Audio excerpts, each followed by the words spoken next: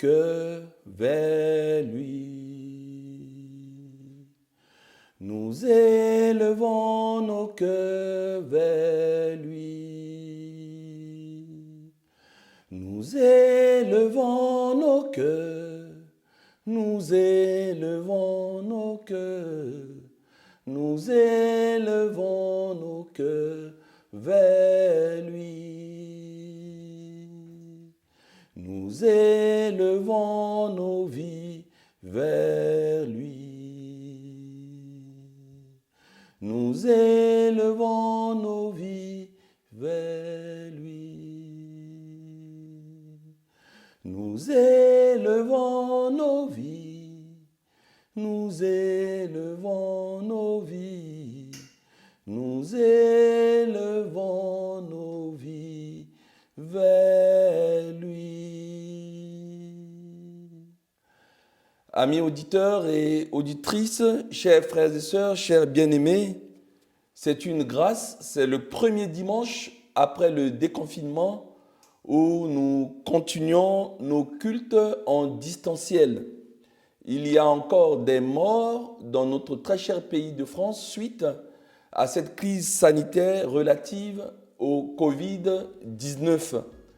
Et nous prions, nous continuons de prier. Nous ne voulons pas simplement une France déconfinée, mais nous voulons aussi et surtout une France décontaminée au nom de Jésus. Nous prions pour que chacun de nos prochains soit ni contaminable, ni contaminant. Au nom de Jésus, nous prions pour qu'il n'y ait plus une nouvelle vague de cette maladie, cette méchante maladie. Au nom de Jésus, nous continuons de prier qu'il n'y ait même pas un plateau, ni un dos de chameau, comme nous disent les médecins, et que cette maladie disparaisse simplement et retourne non pas là où elle vient, ça ne serait pas sympathique pour le pays d'origine du malade zéro, non, mais que cette maladie aille dans les profondeurs des océans, aille dans les lieux désertiques, au nom de Jésus. Ça explique ma cravate rouge, c'est un feu, un stop, au nom de Jésus, que nous vous dions, je veux donner à cette maladie au nom de Jésus, car c'est lui qui sur la croix a vaincu toutes les maladies, toutes nos maladies. C'est donc une grâce de partager la parole de Dieu avec vous. Et le premier verset que je voudrais partager avec vous ce matin se trouve dans Hébreux, chapitre 11, verset 6. Nous savons que l'auteur de cet épître reste inconnu. Et l'auteur inconnu du livre d'Hébreux nous dit ceci. Il dit, « Or, sans la foi, il est impossible d'être agréable à Dieu. » Je répète, « Or, sans la foi, dit-il, il est impossible d'être agréable à Dieu. » J'ai couru rapidement pour voir qu'est-ce que ça veut dire cet adjectif agréable. Et le dictionnaire me dit c'est quelque chose qui fait plaisir, qui procure un sentiment de plaisir, quelque chose d'agréable. Et aujourd'hui, je pense que l'ambition de tout enfant de Dieu, c'est qu'il soit agréable pour son Père. La Bible dit que David était l'homme selon le cœur, selon le plaisir de Dieu. Je me suis interrogé, mais pourquoi? Parce qu'en réalité, Dieu a vu en David un homme de foi. Il avait la foi. C'est pourquoi l'auteur inconnu d'Hébreux dit, sans la foi, il est impossible de procurer un sentiment de plaisir à notre Dieu. Il est impossible d'être agréable à Dieu.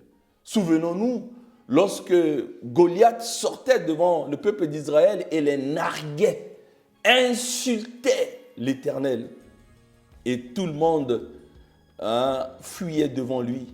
Mais David, le petit David, il a su mettre sa foi en allant ramasser juste 5 pierres avec sa fronde pour affronter Goliath. Je pense que ça, c'est en harmonie avec ce qu'affirme l'auteur inconnu du livre d'Hébreux. Sans la foi, il est impossible d'être agréable à Dieu. Souvenez-vous, il y a quelques dimanches de cela, je vous parlais de notre funambule qui a traversé les chutes de Niagara sous une pluie d'acclamations devant 12 000 spectateurs.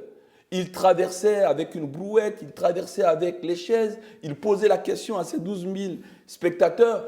Avez-vous foi en moi? Oui. Avez-vous confiance en moi? Oui. Il a fait toutes les démonstrations et ensuite il les a pris au mot.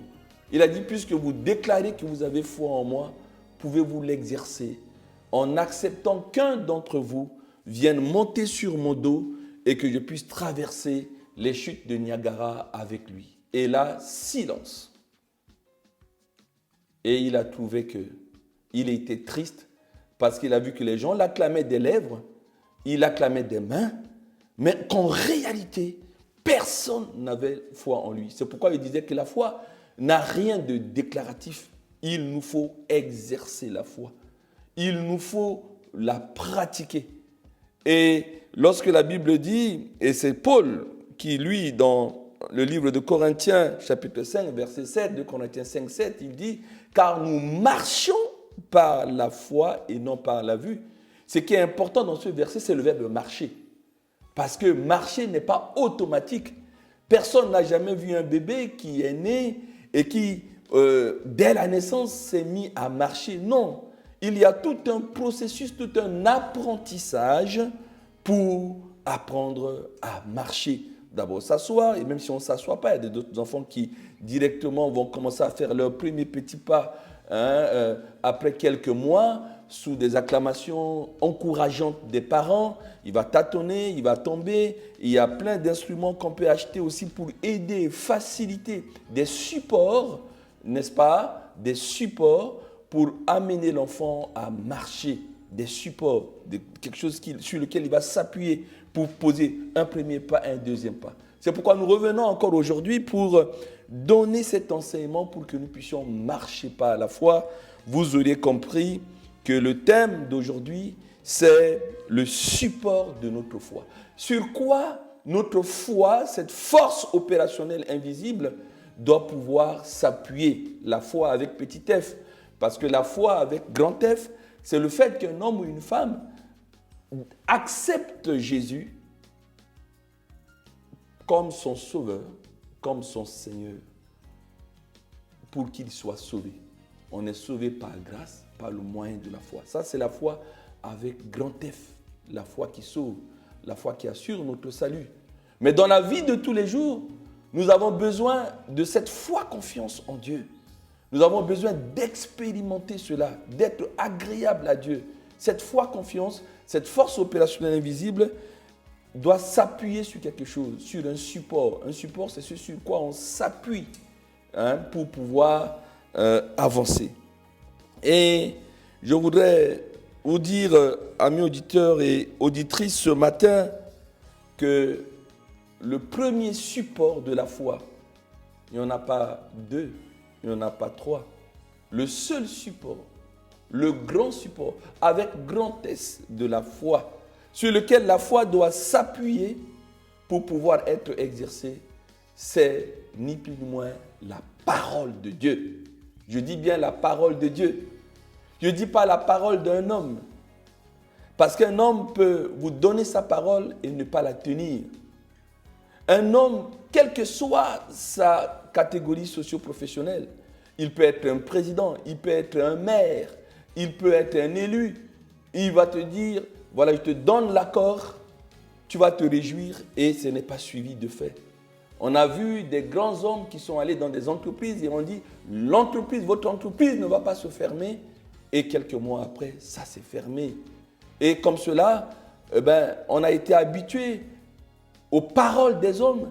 Mais lorsqu'on devient chrétien, on doit faire une rupture épistémologique avec ça. Une rupture de fond avec cela.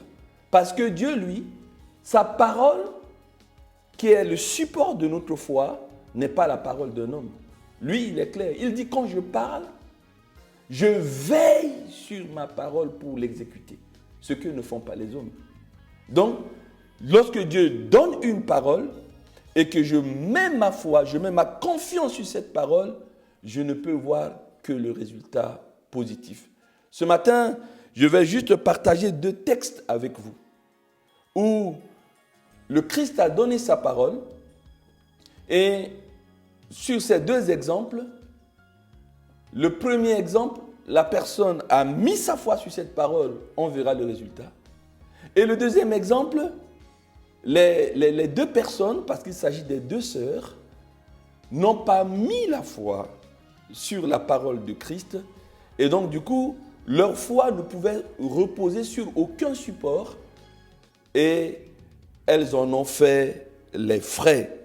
Lisons sans plus tarder, le premier exemple qui se trouve dans le livre de Jean, chapitre 4, versets 46 à 53. Je l'ai recopié pour vous et je vous le lis au nom de Jésus.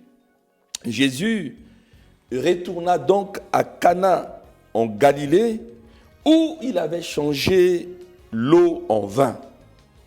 Il y avait à Capernaum un officier, retenant officier, parce que ce n'est pas anodin, un officier du roi dont le fils était malade.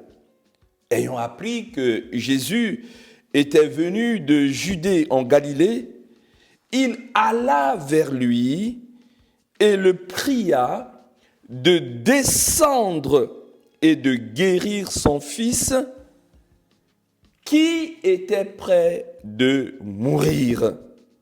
Le verset continue. L'officier du roi dit à Jésus, « Seigneur, descends avant que mon enfant meure. » Verset 50 du même chapitre, Jésus va donner une parole qui va être le support. Jésus dit, « Va !» Lui dit Jésus, « Ton fils vit. » Je répète. L'officier lui dit, « Descends chez moi pour prier et guérir parce que mon fils est près de mourir. » Jésus le regarda et lui dit, « Retourne chez toi, va, ton fils vit. » Et cet homme, alléluia, crut à la parole que Jésus avait dite et s'en alla. Je répète, et cet homme crut à la parole que Jésus avait dite et il s'en alla. Il ne s'est pas fâché, il ne s'est pas énervé. Il a dit, mais dis donc, cet homme refuse de venir chez moi et prier. Il n'a pas dit ça. Dès que Jésus a dit ça, cet officier qui connaît la valeur de la parole, sinon il ne serait pas un officier. Il sait quand il donne des ordres à ses subalternes, c'est exécuté. Grâce à son travail, il sait le poids de la parole. Il dit, cet homme m'a donné sa parole, je crois. Et il crut à la parole que Jésus avait dite et il s'en alla. Verset 51, comme il descendait, il mit pour l'officier, il descendait déjà, ses serviteurs venant à sa rencontre lui apportèrent cette nouvelle. 2 points. Ton enfant, monsieur l'officier, vit. Ton enfant vit. Verset 52, quand l'officier a entendu ça, il leur demanda à quelle heure il s'était trouvé mieux. Et ses serviteurs lui dirent, hier, à la 7e heure, la fièvre l'a quitté. Verset 53, le père, notre officier, reconnut que c'était à cette heure-là que Jésus lui avait dit, ton fils vit, et il crut, lui et toute sa famille. Alléluia. Nous avions compris. Cet officier, partant sur là hier, à 14h, demande à Jésus, c'est une hypothèse. La 7e heure, c'est une hypothèse. 14h, par exemple, ton fils vit, retourne chez toi, il crut. Il retourne chez lui Sur le chemin, ses serviteurs lui disent, c'est bon. Il s'est rétabli, il dit, mais c'est à quelle heure il s'était senti mieux? Ils lui disent, c'était à 14 heures. Alléluia. Va, lui dit Jésus, ton fils vit. Et on va mettre maintenant en parallèle, là ça se passait au chapitre 4 de Jean. Jésus était habitué à donner sa parole. Et au chapitre 11, d'autres messagers viennent le voir pour lui dire, transmettre encore un message, le même à Jésus, qu'on va mettre en parallèle. La réponse de Jésus aux messagers de secours que Marthe et Marie, sa sœur, Jean chapitre 11, verset 4, lui ont demandé. Quand Marthe a envoyé et Marie dire à Jésus, ton ami Lazare est malade, descends pour prier pour lui, exactement comme cet officier, il est écrit, après avoir entendu cela, Jésus dit à ses messagers, la maladie de Lazare n'est point à la mort. Elle est pour la gloire de Dieu, afin que le Fils de Dieu soit glorifié par elle. Je répète, messieurs les messagers, dites à mes amis Marthe et Marie, sa sœur, et même à Lazare, que cette maladie n'est point à la mort, mais elle est pour la gloire de Dieu, afin que le Fils de Dieu soit glorifié par elle. Et le texte continue en disant qu'une fois que Jésus a dit ça, lui, il est resté là où il était 2 jours encore, là où il était. Et après, il va dire à ses disciples, bon, mais allons quand même voir Lazare qui dort. On connaît bien ce texte. Et quand il est arrivé, le texte nous dit, au verset 21, quand Marie apprit que Jésus était là, elle va au-devant d'elle et lui dit, tu as dit que cette maladie n'est point à la mort, mais pour la gloire de Dieu. Comment se fait-il que mon frère est mort et déjà enterré depuis 4 jours? Faux. Ce n'est pas ce que Marthe a dit. Ça prouve qu'elle a tout simplement balayé d'un revers de la main cette réponse non attendue qui l'a énervé, qui l'a frustré de Jésus. Au lieu d'y mettre la foi, elle a mis sa foi, on le verra après, dans autre chose, dans le présentiel de Jésus. Il voulait le physique de Jésus. C'était pas la parole de Jésus qui comptait. Et tout de suite, comme elle était déjà tendue, comme on dit, elle était déjà énervée, elle va directement faire une remarque à Jésus en disant, « Oh Seigneur, si tu eusses été là, mon frère, Lazare ne serait pas mort et déjà enterré depuis 4 jours. » On aurait vraiment compris que Marthe n'a pas du tout retenu la réponse de Jésus. Et elle va dire quelque chose à Jésus après cette remarque déplaisante qu'elle va faire à Jésus. Elle va dire quand même un mot positif.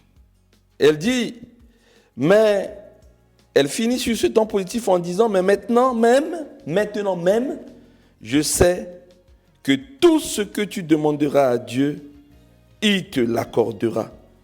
Et là, Jésus, qui disait encore rien, s'est saisi enfin de cette parole positive pour lui parler pourquoi c'est à la gloire de Dieu.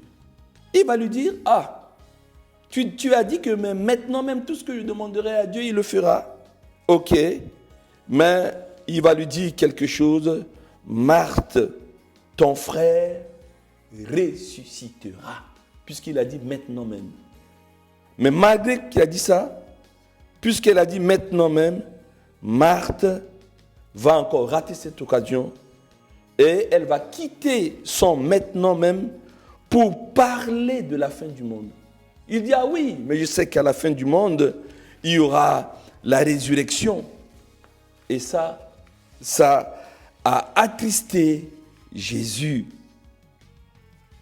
Et lorsque Marthe était en train de lui dire ça, le texte nous dit encore plus grave que Marie, qui a appris que Jésus était là et discutait avec Marthe, elle est arrivée.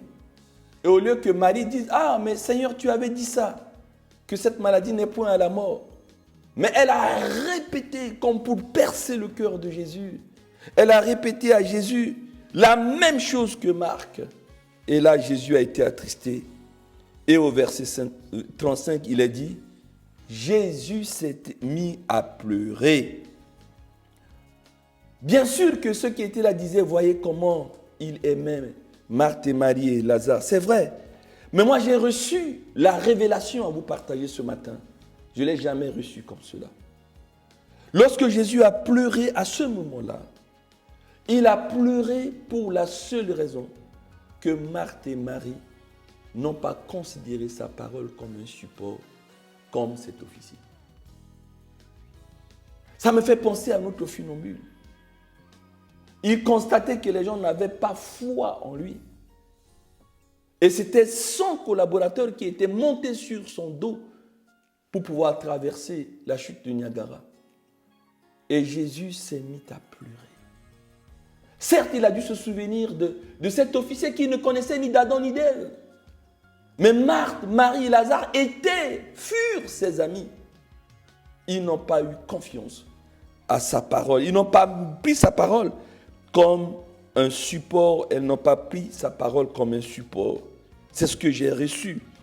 Jésus pleure, mon frère, ma soeur, ce matin, à cause de ton manque de foi qui ne s'appuie pas sur sa parole. Et au tombeau, Jésus leur dit, ôtez la pierre. Marthe va dire encore, Seigneur, il sent déjà, ça fait 4 jours qu'il est enterré, comme pour s'opposer encore à ce qu'on ôte la pierre par sa remarque. Verset 40, Jésus lui dit, ne t'ai-je pas dit que si tu crois, tu verras la gloire de Dieu. On peut dire, mais à quel moment il leur a dit ça? Mais il leur a dit ça au moment où les messagers sont allés le voir. Il leur a dit, cette maladie n'est point à la mort, elle est à la gloire de Dieu. Et c'est pour ça qu'il leur répète, ne t'ai-je pas dit que si tu crois, tu verras la gloire de Dieu. Oui, mon frère, ma soeur, je rentre maintenant dans la conclusion. Quand Marie, beaucoup d'entre nous, moi le premier, nous marchons, nous considérons des faux supports comme les supports de notre foi. La présence physique d'un pasteur, d'un prêtre ou je ne sais quoi. Nous voulons avoir des supports comme les chapelets, nous voulons avoir des supports comme le l'encens, nous voulons avoir des supports comme, je ne sais pas, une croix comme cela. Nous voulons avoir des supports comme la Bible. Il y a des gens qui mettent la Bible dans leur voiture, sous leur oreiller. Mais la Bible en tant que livre n'est rien. Il faut y mettre la foi là-dessus, sur la parole. On parle même de la bibliolatrie qui est là. Vous avez des gens, ils ont besoin de s'accrocher à quelque chose, à des crucifix, à des talismans. Non, non, dit Saint-Esprit ce matin. Le Saint-Esprit te rappelle ce matin que le support de ta foi reste et demeure la parole prononcée par Jésus. Le réma de Dieu. Quand Dieu te parle, mets la foi là-dessus. C'est le seul support. Mais ne mets pas la foi dans tout ce qui est vu, la vue, les habillements, etc. Il y a certains croyants, pour aller chez eux, il faut porter un gros habit blanc avec une grosse croix, changer le temps. On ne peut même pas dire, bon, au nom de Jésus, je prie pour toi. Il faut toute une démonstration, une tonalité. Il faudrait faire une démonstration. Oh, alléluia! Gloire à Jésus, je vais prier pour toi. Avec ce genre de théâtralisation qui ne servent à rien, l'enseignement de Dieu est simple. Mets la foi, comme cet officier, sur la parole de Christ. Va, lui dit Jésus, ton fils vit. Il s'en alla, il crut à cette parole, il s'en alla, ses serviteurs viennent au-devant de lui. Il a demandé à quelle heure l'enfant s'est porté mieux. C'était à la même heure, alléluia, que Jésus lui a parlé. Comprenons cela.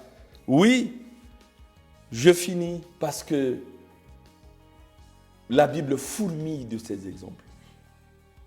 La parole de Dieu comme support de la foi. Souvenez-vous, Jésus a dit à des pécheurs expérimentés qui ont péché toute la nuit, avancez en pleine eau et jetez votre filet.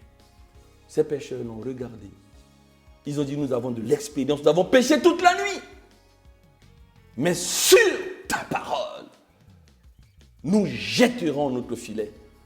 Sur ta parole, je jetterai mon filet. Sur ta parole, comme mon support, comme notre support, nous jetterons notre filet. 2 barques remplies de poissons avancent en pleine eau. Et souvenons-nous de cette femme, de cette fille, cette jeune fille qui est devenue célèbre, qui est vierge. Tu enfanteras, la Vierge enfantera. Elle a mis sa foi sur cette parole en disant, oui, oui, oui, je suis la servante de l'Éternel, qu'il me soit fait selon ta parole. Et chez vous, vous allez lire encore Luc chapitre 7. Un autre officier, le centenier, qui a dit à Jésus, mon serviteur est malade, viens. Et là, paradoxalement, Jésus venait.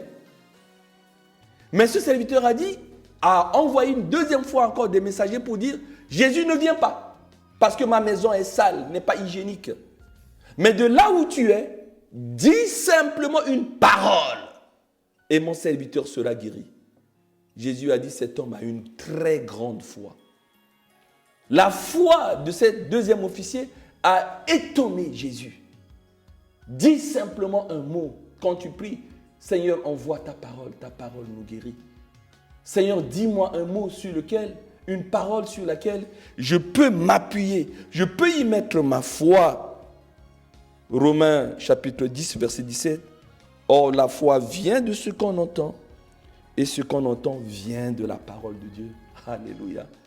C'est le verset qui affirme ce thème, qui montre que la parole de Dieu est l'appui, est le support de notre foi. C'est la maman qui engendre notre foi, c'est la parole de Dieu. Et oui, le temps est passé, mais je voudrais vous dire quelque chose. Chaque fois que tu ne mets pas la foi sur la parole de Dieu, individuellement ou en tant que peuple, eh bien tu fais naufrage. Souvenons-nous que lorsque le peuple de Dieu a été pris comme esclave en Babylone, il était resté un petit nombre en Juda, en Jérusalem. Et vous allez lire ça dans Jérémie chapitre 42. Ce peuple a demandé au prophète, prie pour nous. Parce qu'on a envie de fuir pour aller en Égypte, parce que le roi de Babylone va revenir encore ici pour nous prendre. Et ce que Dieu dira, nous le ferons. Jérémie 42. Le prophète prie, Dieu lui dit, dis à ce peuple de rester à Jérusalem. Dis à ce peuple de rester à Juda. Parce que je vais faire quelque chose. Je vais inspirer de la compassion dans le cœur du roi de Babylone et il vous permettra de rester dans votre pays. Mais malheureusement, au chapitre 43, ils ont dit non, on ne met pas la foi sur cette parole. Et ils ont fui pour aller en Égypte. Et là, c'était la catastrophe. Ils sont tous morts. Et on sait de quelle manière. Vous savez, moi, je suis arrivé en France en 86. J'étais déjà chrétien. Je n'étais pas baptisé dans le Saint-Esprit. J'étais un baptiste non charismatique. Je me suis fiancé en 88. Mon épouse, ou ma fiancée, qui est devenue mon épouse, elle était déjà baptisée dans le Saint-Esprit. J'ai cherché, j'ai posé la question au pasteur. Et un jour, dans ma voiture, en allant voir ma fiancée, j'ai été baptisé dans le Saint-Esprit. J'ai reçu le baptême du Saint-Esprit. Je commençais à parler en langue, je commençais à avoir des visions. Et un an plus tard, en 89, quelque chose s'est passé. Ça faisait 3 ans que j'étais en France, je ne pouvais pas retourner en vacances parce que je n'en avais pas les moyens. Un parent qui n'était pas de ma religion, qui était témoin de Jéhovah, m'a dit, jeune homme, je te fais un cadeau, je t'offre un billet d'avion UTA, tu viendras voir ta famille. Je m'en étais réjoui. Mais pendant que j'étais à l'église, un mardi, je priais, j'ai vu la vision d'un feu tricolore. Mais ce feu, après ce feu tricolore, il y avait mon pays, la République centrafricaine, et il y avait un feu rouge. Et le gendarme qui était là disait, monsieur, stop, ne venez pas ici, sauf si je vous autorise de venir. Et j'étais comme en extase. Je ne suivais pas le déroulement du culte jusqu'à la fin. Je suis allé voir mon pasteur et je lui ai dit, pasteur, voilà, pendant le culte, j'ai eu une vision bizarre. Pourtant, j'ai reçu un billet, mais j'ai vu comme un gendarme, un feu rouge. Il a dit, mais c'est clair. Mets ta foi sur cette parole. Moi, je ne sais pas quoi te dire. Mais c'est clair que Dieu ne veut pas que tu ailles en vacances dans ton pays. J'ai dit, bon, je vais rester faire les boulots de vacances. Je suis en colocation pour pouvoir contribuer au loyer de notre location. Je ne suis pas parti. Ce parent témoin de Jéhovah, quand je lui ai dit que merci, mais je ne pourrais pas aller parce que Dieu m'a dit non, il a dit, petit frère, tu es dans une secte. Comment Dieu te parle là? Et plus jamais je t'offrirai encore. Je n'ai rien dit. Je ne savais pas quoi lui expliquer. Mais mes frères, 2 mois après, un ami m'appelle. Il m'a dit, tu es au courant, c'était le 19 septembre 1989, le vol UTA 772, où on y a mis une bombe qui a sauté sur le désert de Ténéré, au Niger. 172 morts. Ça venait de Brazza à Bangui et ça partait. Il a dit, tel collègue est mort, telle personne est morte. J'ai dit, ah bon? Mais quelques minutes après, je reçois un appel de ce même parent qui m'a dit, mais, cher petit frère, tu es le seul garçon de ta famille. J'ai compris que c'est Dieu qui ne voulait pas que tu viennes. Regarde la date au retour de ton billet d'avion. C'était cette vol-là que tu devais prendre. Et j'aurais regretté toute ma vie parce que votre père est mort. Tu es là comme un garçon à l'image de votre père. J'aurais regretté qu'à cause de mon don, tu puisses faire un accident d'avion. Vous voyez, je m'en arrête là. Et si je n'avais pas mis ma foi sur cette parole, la parole de Dieu, le réma de Dieu, qui est de la Bible, mais aussi qui est des visions que Dieu peut donner, une image d'un feu tricolore, je n'allais pas encore continuer à vous prêcher la parole. D'autres le feront. On n'est pas irremplaçable à donner la parole à vous aujourd'hui. J'ai terminé ce message. Le Saint-Esprit vous continuera à vous enseigner là-dessus et que serrons cela à notre cœur. Le support de notre foi, c'est bel et bien la parole de Dieu. La parole de Dieu est comme une lumière qui éclaire le chemin, qui donne la vie. Elle est comme une lampe à nos pieds. Elle nous protège contre tout danger. La parole de Dieu est comme une lumière qui éclaire le chemin, qui donne la vie. Elle est comme une lampe à nos pieds. Elle nous protège contre tout danger. Merci pour ta parole, lumière donnée aux hommes, qui nous fait connaître le cœur de Dieu. J'aime ta parole, Seigneur, elle est la vérité sur mon sentier. Par elle, je veux me laisser guider et faire ta volonté sans murmurer, en espérant dans ta bonté. Je crois en tes promesses. Mon cœur est comme un rocher, fondé sur tout ce que dit mon Dieu. J'aime ta parole, Seigneur. Elle est le support de notre foi. Au nom de Jésus, amen.